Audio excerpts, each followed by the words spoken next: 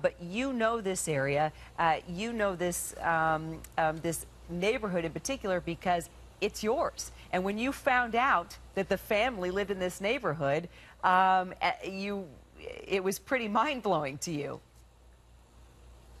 You know, Kara, absolutely. This is a suburb of San Diego in the north part of the county. It's called Rancho Penasquitos, and I live about a mile from here. It's a very close-knit neighborhood, very family-friendly. It's where I've been raising my kids for a number of years since I've been reporting and anchoring here in San Diego. So when I heard about this, I was actually caught off guard because it's the kind of crime that you don't hear anybody of this kind of nature committing when you live in this area. With that said, we're here in front of James Holmes' parents' house. As you know, his father, Robert, left here early this morning. He was escorted out of the neighborhood by a San Diego City Police Lieutenant right to the airport and flown to Denver, where he is right now. His mother is still in seclusion here at this home behind me. Some friends have been stopping by, leaving cards and flowers for her, trying to comfort her through all of this. She's still shocked and can't believe it either.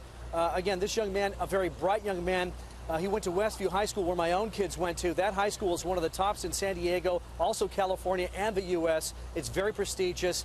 He went on to a local community college where he was in this very advanced boot camp for science-oriented individuals, I will say. And then he interned at the Salk Institute. I mean, you and I went to USC. We could barely pass Joel Saltzman's broadcast journalism class, if you remember. But this kid was bright. This kid was very smart.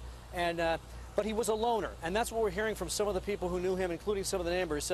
He grew up here swimming in people's pools. He was known as Little Jimmy. He was not very outgoing. He wasn't very sociable, but that's it. And one girl that I spoke to earlier, I said, well, what do you make of all this? And she goes, I'm just disgusted, and I cannot believe that someone like this young man would do something like this.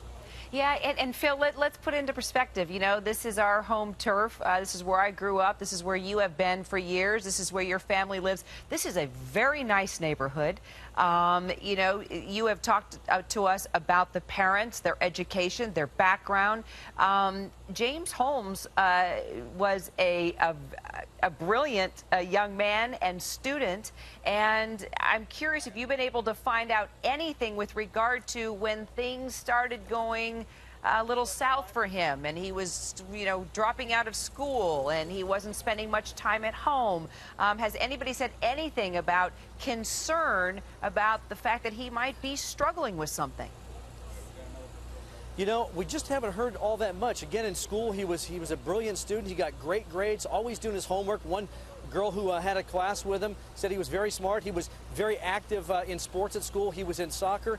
No, not giving any indication at all, Kira, that something was amiss. Just that, again, that he wasn't very sociable, that he was a loner. You know, one of the things that we were talking about, too, is just his intelligence. I mean, being at the Salk Institute, that's no small potatoes. No, that's an incredible intern there. Right. You and I have talked about that. Yeah. You have got to be the best and the brightest to be able to score an internship there. Yeah.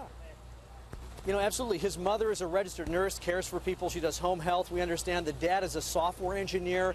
He has several patents. We're learning more about them.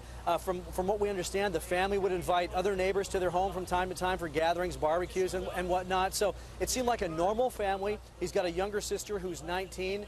She seems to be well adjusted to society. No problems as far as we know with her. So nobody really knows what happened to him.